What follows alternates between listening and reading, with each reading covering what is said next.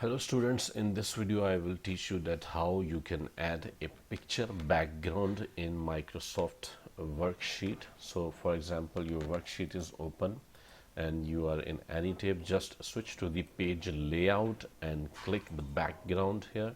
So you can see, like, when you move the mouse to the background, so you can see choose a picture for your background and add some personality to your worksheet.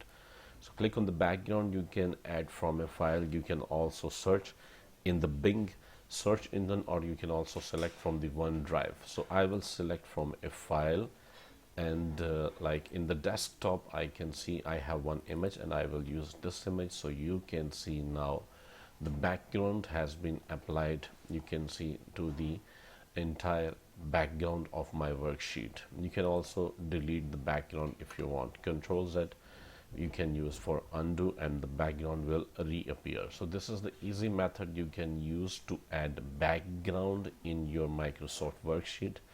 So thank you very much for watching this video. Please subscribe to my channel and also share the video with your friends so they can also learn the new things.